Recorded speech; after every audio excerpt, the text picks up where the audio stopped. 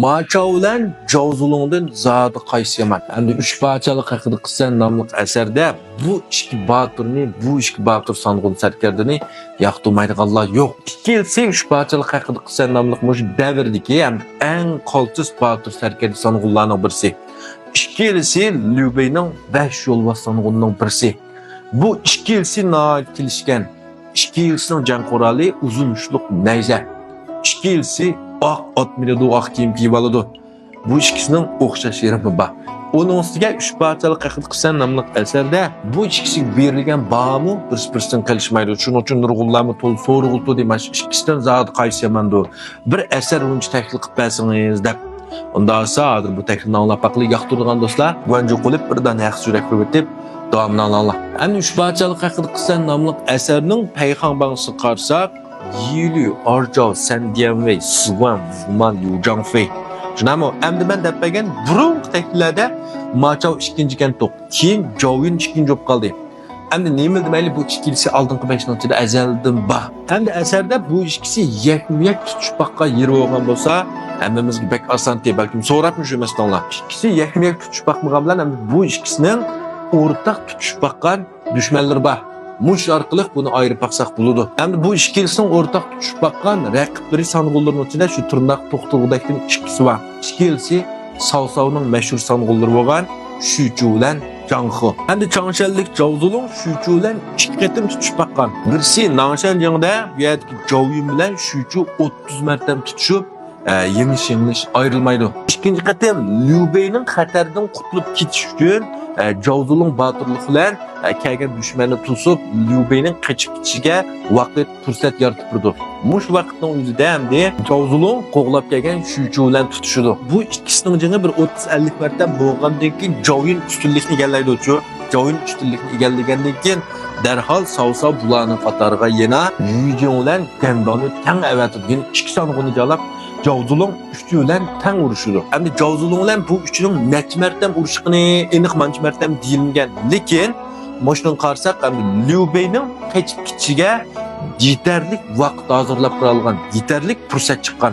Demak, hech bo'lmasa 50 martadan 100 martacha tutishgan bo'lishi mumkin. Aning keyindan Jowyunmu chekinib ketdi. Endi bu üçü bilan birdan tutishgandan keyin bu balkim yengilib qolmay, yorilib qolmay degan o'ylaydi-da jang bo'lgandan keyin. Endi Maçaoning jangi qarsak, yerdeki Saosao, Maçao'nun dadisi Matao'nun yalganda el olduğunu bilip bunu şu çambalıkta öldürüp atıdı.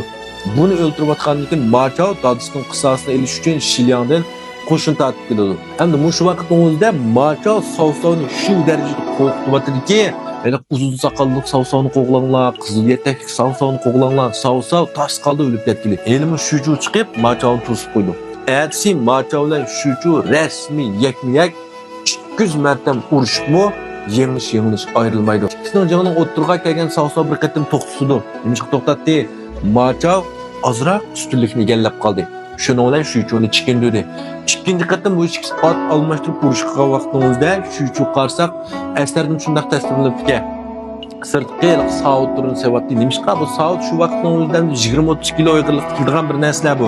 Endi bu og'ir narsalar urishib matili yetmagandan keyin Shuchu yorlansam maylik, men og'irlikni sevatsam, Maçao bilan jang yaxshi qilaman deb mundaq chiqdi degan gap.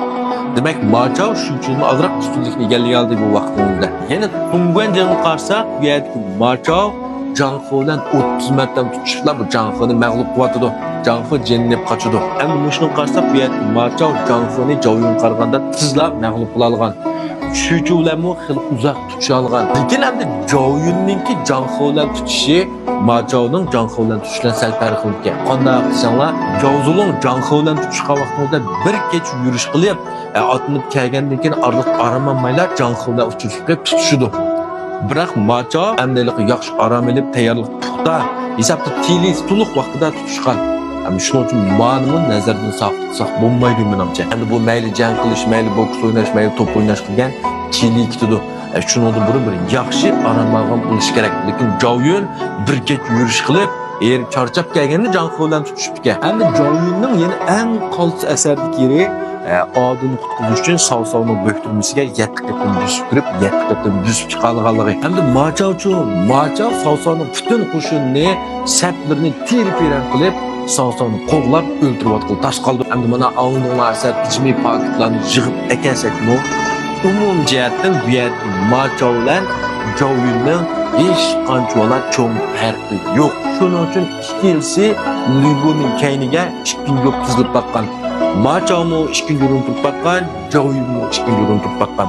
Shuning uchun bu ikkisiningki o'rtasida hech qancha farq yo'q. Endi bu ikkisini yakuniy tutishtirib qo'ysaqmi, kim shu ozroq bexaslik qo'ysa, shu yengiladi. Endi bu ikkilisini qilgan janglari, botirliklarini kutib, shaxsan bosh tahlillarni qilib bo'pmi? Men zod kimni oldi qo'yishni bilmadim. Lekin bu ikkilisi 2 kun yo'q turibdi.